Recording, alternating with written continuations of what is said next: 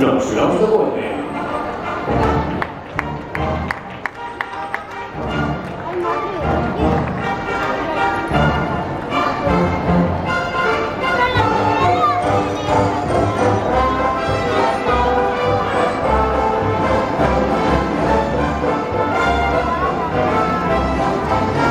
Y una vez hemos recuperado todos los aros, nuestros delfines merecen una buena recompensa.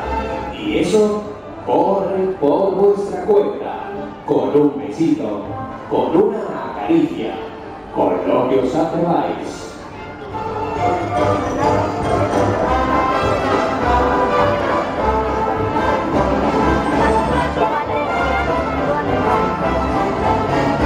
Dile a la madre que tú compres para casa. Le dan un beso. Van a ver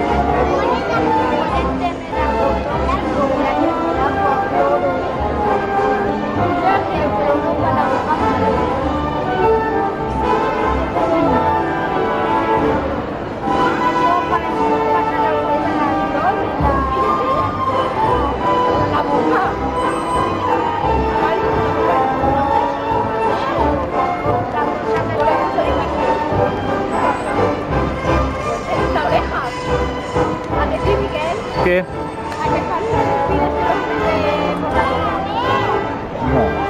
No. Lo habéis hecho fenomenal.